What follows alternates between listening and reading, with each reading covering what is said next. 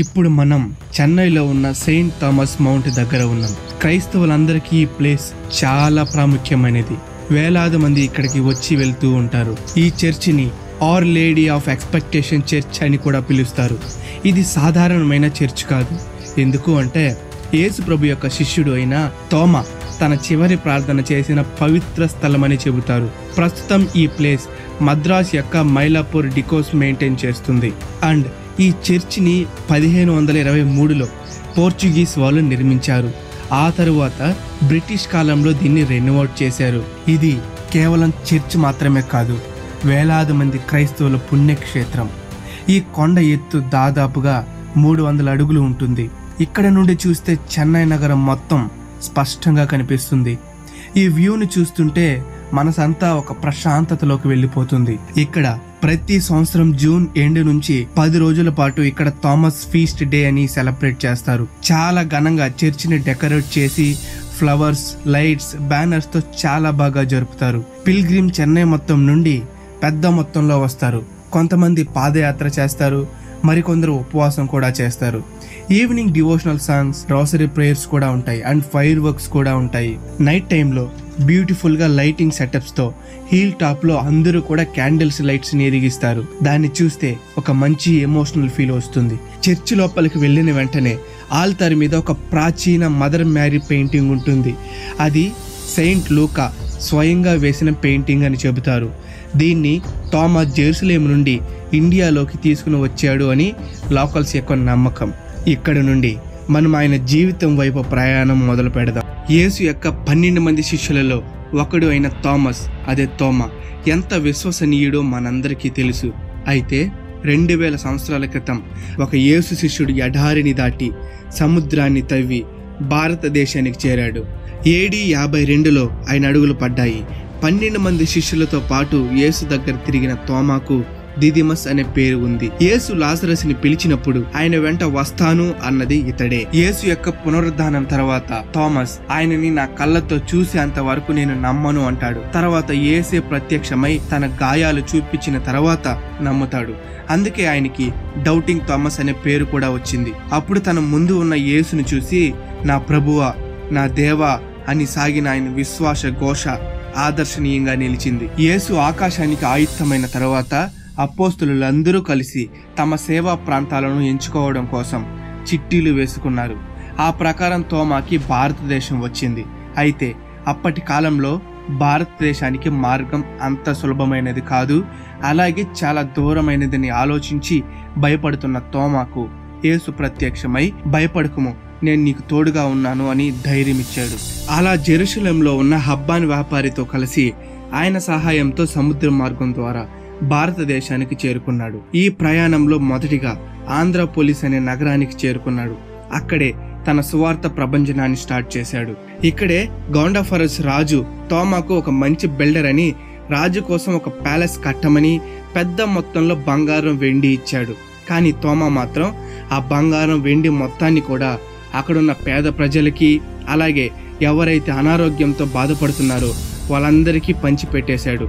తర్వాత రాజు వచ్చి నా ప్యాలెస్ ఎక్కడా అని అడిగితే అందుకు తోమా, నేను నీకు ప్యాలెస్ కట్టే పని పూర్తి చేశాను అంటాడు.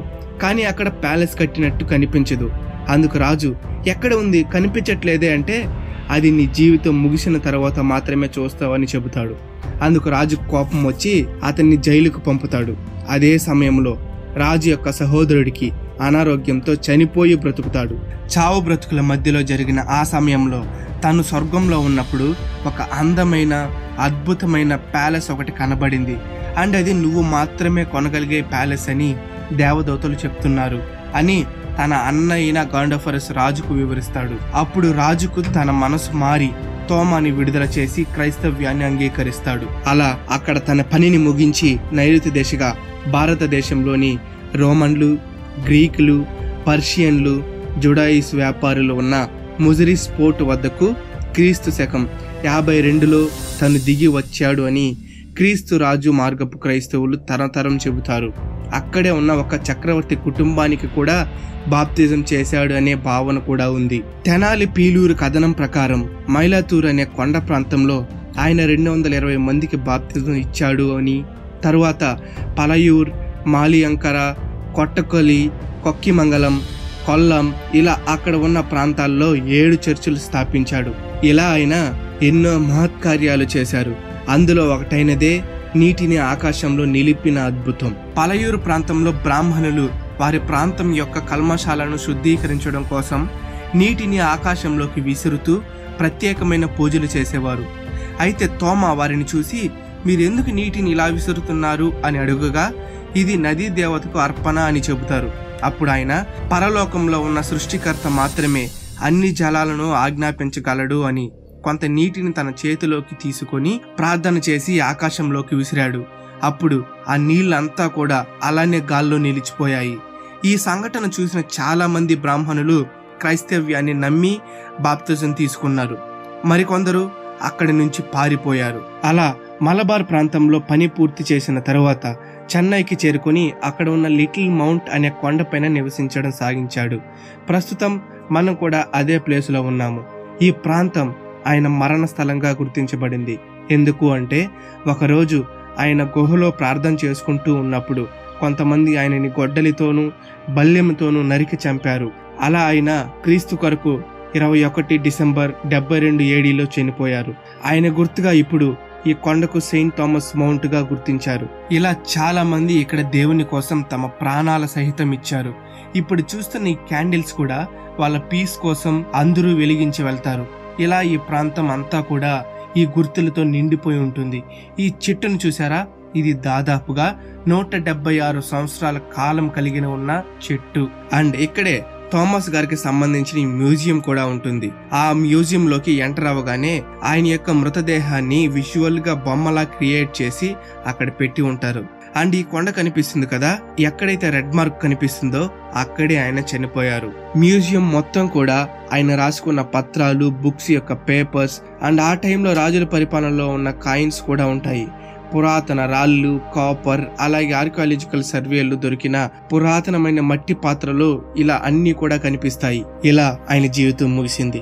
చూసారుగా అపోస్తలుడైన తోమా ఎలా బ్రతికాడో, ఆయన ప్రయాణం ఎలా ఎంత కఠినంగా ఉందో అని.